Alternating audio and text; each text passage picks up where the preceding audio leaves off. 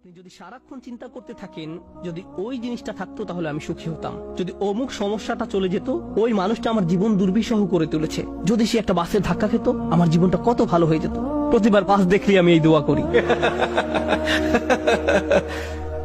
আমরা সব সময় নিজেদেরকে একথা বলে বুঝাই যদি অমুক মানুষটি বা অমুক সমস্যাটি জীবন থেকে চলে যেত তাহলে জীবন কত সুন্দর হয়ে যেত, অথবা যদি অমুক দুঃখটি দূর হয়ে যেত তাহলে সবকিছু পারফেক্ট হয়ে যেত। যদি মানুষের পরিবর্তন হতো, যদি পরিস্থিতির পরিবর্তন হতো, যদি পরিবেশের পরিবর্তন হতো, আমরা এভাবে ভাবতে থাকি সবকিছুর পরিবর্তন হলে জীবন সুন্দর হয়ে যেত, তাহলে আমাকে আর দুর্বল থাকতে হতো না। আমরা ভোগের উপর ভোগ করতে থাকি আর এতে পুরোপুরি আচ্ছন্ন হয়ে পড়ি।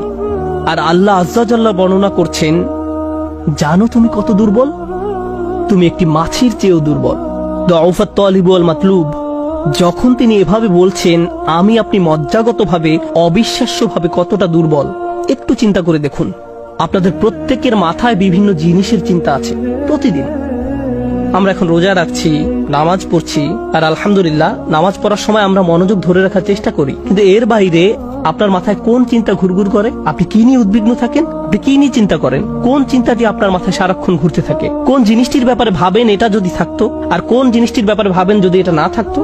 কারোর জন্য অসুস্থতা, কারোর জন্য ডিপ্রেশন, কারোর জন্য দুঃখ, কারোর জন্য হয়তো কোনো ব্যক্তি। কেউ কেউ ভাবেন যদি ওই মানুষটা আমার ব্যাপারে খুশি হতো। তারা অন্য একজনকে খুশি করার চিন্তায় মশগুল থাকেন। যদি আমার বাবা আমার উপর খুশি থাকতেন তাহলে আমি সুখী হতাম।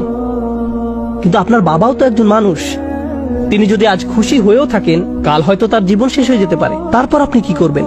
এরপর আপনি কোথায় দাঁড়াবেন? সুতরাং আমি আর আপনি এভাবে এসব জিনিসের পেছনে ছুটতে থাকি। আর এর পরের আয়াতে আল্লাহ আজ্জা জাল্লা বলেন, মা কদারুল্লাহ হাক্কা কদরিহি। তারা আল্লাহকে যথাযথ মর্যাদা দেয় না। ইন্নাল্লাহ কাউইয়ুন আজিজ। নিশ্চয়ই আল্লাহ শক্তিধর, মহাপরাক্রমশালী। তুমি দুর্বল কিন্তু আল্লাহ সর্বশক্তিমান। তিনি আরো বলেন, তোমরা আল্লাহকে যথাযথ মর্যাদা প্রদান করনি। জানেন তিনি আমাকে আপনাকে কি বলছেন?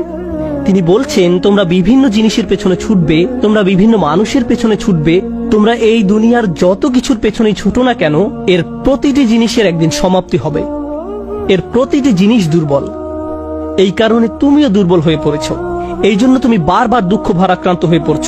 ফলশ্রুতিতে তুমি বারবার ক্ষতির সম্মুখীন হচ্ছ। কিন্তু শেষবারের মতো যখন তুমি এই সিদ্ধান্ত গ্রহণ করবে তোমার যত চাওয়া পাওয়া আছে তার মাঝে সবচেয়ে বড় চাওয়া পাওয়া হলো তোমার মালিককে খুশি করা, যখন তুমি সবকিছুর উপরে আল্লাহর সন্তুষ্টিকে প্রাধান্য দাও, যখন তুমি সত্যিকার অর্থে তোমার অন্তর থেকে এটা করতে পারবে, একমাত্র তখনই, যেহেতু তিনি শক্তিধর। জানেন আল্লাহ এইমাত্র আমাদের শেখালেন যখন তুমি দুর্বল কাউকে পেতে চাও তখন তুমিও দুর্বল হয়ে পড়ো, কিন্তু তুমি যদি আল্লাহকে চাও যিনি শক্তিধর এবং মহাপরাক্রমশালী, তাহলে এটা তোমাকে কেমন করে তুলবে?